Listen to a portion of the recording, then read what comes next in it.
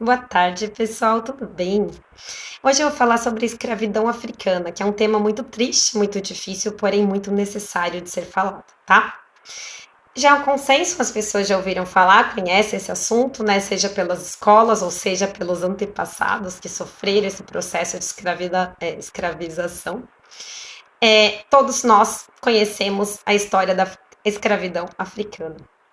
Porém, tem alguns detalhes importantes na história que são necessários de serem falados. Bom, inicialmente os europeus já tinham contato com a África e a Ásia há milênios, tá, gente? Então eles sabiam da existência dos povos africanos de alguns trechos da África e de alguns trechos da Ásia. Eles não tinham noção do tamanho da África, até porque, gente, não existia o mapa mundi que nós conhecemos hoje.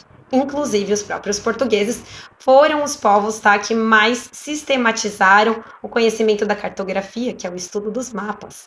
Então, através das viagens, das grandes navegações feitas por portugueses, espanhóis, e a ideia de fazer a circunnavegação, né, atravessar todo o continente, através das caravelas que eles desenvolveram, eles foram conhecendo então outras regiões.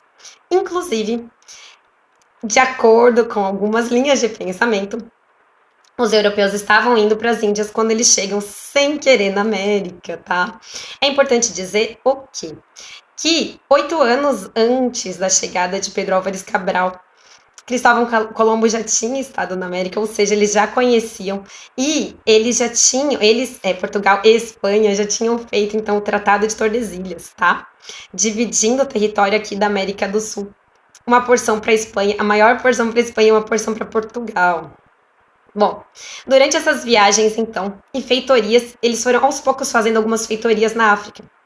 E o que acontecia? Os portugueses, quando chegavam lá, eles se aliavam com chefes de tribos locais. E eles começaram, então, a trocar pessoas, tá, gente? Eles pegavam o chefe de uma tribo, que negociavam com ele através, gente, trocavam pessoas por cachaça e por fumo, muitas vezes, tá?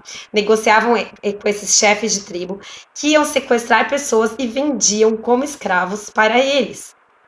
Eles traziam para a América de forma cruel, tenebrosa. São os navios negreiros, tá? Eu vou fazer um episódio só falando sobre o navio negreiro, que é um episódio realmente assustador da história da humanidade, tá, gente? É um momento, não é um episódio, é um momento assustador.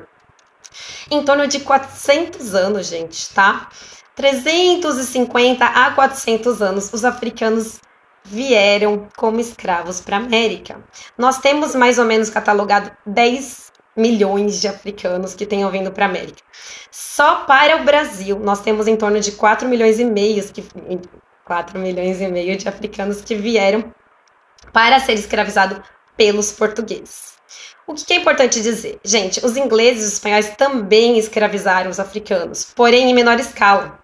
Isso porque, não porque eles eram bonzinhos, tá? Eles escravizaram menos africanos, porém eles escravizaram mais índios, tanto na América do Norte, os ingleses, quanto na América Central e do Sul, os espanhóis, tá? Muitas vezes eles escravizaram os próprios povos indígenas e ou exterminavam os povos indígenas, tá? Destruindo toda a sua cultura, toda a sua história, tribos, chefes de tribos, conhecimentos ancestrais magníficos, tudo isso era desconsiderado por eles, porque no pensamento deles de colonização, de expansão territorial, de buscar matéria-prima na América, tá?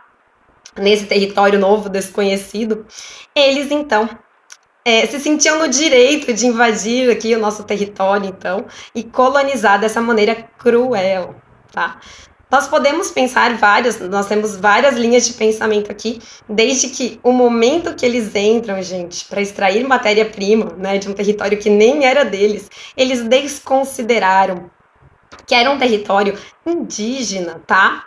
E muitas vezes, quando eles conheciam os índios, eles achavam os índios bondosos. Nós temos até a certidão de nascimento do Brasil, que é a carta escrita por Pero, né, Vaz de Caminha, no momento que eles chegam no Brasil na viagem junto com Pedro Álvares Cabral, e eles descrevem os índios como pessoas bondosas, mas sempre num sentido de bobinhos, tá? Inicialmente, o trabalho indígena para eles foi um trabalho muito vagaroso, eles não se identificavam, eles achavam que o índio era muito preguiçoso. Então, o que eles fazem? Eles cada vez mais se aliam com os chefes de tribo africano e vão trazendo, então, milhares de africanos para a América, tá? Ao longo de quase 400 anos, então, os africanos foram sequestrados, vendidos, tá? E tratados como escravos na América. É importante dizer o seguinte, gente, eles não traziam todas as pessoas da mesma região, eles traziam pessoas de países diferentes, de regiões diferentes, de tribos diferentes. Inclusive, muitas delas nem falavam a mesma língua, a maioria não falava. Então, eles pegavam a esposa de uma tribo, o marido de outra tribo, separavam famílias, tá? Pais e filhos, irmãos, casais, desconsideravam totalmente, traziam mulheres grávidas, tá? E as pessoas, e juntavam pessoas de tribos inimigas justamente para que elas não se juntassem contra eles. Chegando no Brasil, gente, toda a trajetória de vida da pessoa era desconsiderada. Aqui, eles eram obrigados a falar a língua portuguesa, aprender os costumes portugueses, usar as vestimentas portuguesas, seguir a religião, tá, dos portugueses, que era católica. Inclusive, o ápice do absurdo, né?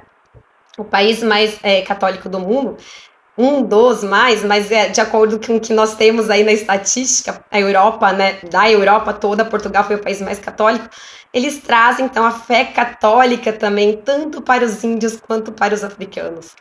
E é tão interessante, né, gente, pensar que eles justificam, a própria religião justifica a escravidão africana, dizendo que os negros não tinham alma. Então, gente, era extremamente cruel, tá? Crianças, adultos, homens ou mulheres, a escravidão foi constante ao longo desses 400 anos. Digo que, por algum ângulo, nós podemos falar que do homem foi pior, porque ele trabalhava constantemente na lavoura, de sol a sol, o dia todo, sendo chicoteado por qualquer paradinha que ele desse, por qualquer palavra que ele usasse, né, que desagradasse. Eles eram presos à noite nas senzalas, trabalhavam o dia todo, à noite eles eram presos nas senzalas, todos juntos, homens, mulheres e crianças, dormindo no mesmo lugar.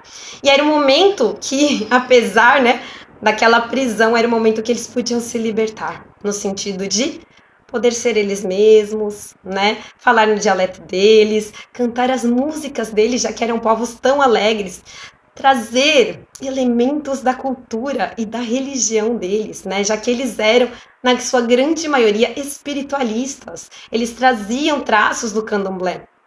Porém, aqui, né, com a imposição da fé católica e também com traços e elementos da cultura indígena, aos poucos foi surgindo dentro das senzalas a religião Umbanda, que na verdade é uma religião brasileira, com muitas características e traços, influências da cultura africana, né, matriz africana, também elementos católicos e elementos da cultura indígena, né, dos caboclos, tudo bem? E assim surgiu, era um momento de descontração dentro das senzalas, tá bom, gente? Inclusive um momento que acabava que muitas vezes surgiam os casais, os namoros, e aí também existia uma intencionalidade nisso, inclusive para que aumentasse o número de escravos, tá? As escravas mulheres, algumas delas que eram damas de companhia das mulheres brancas, né, elas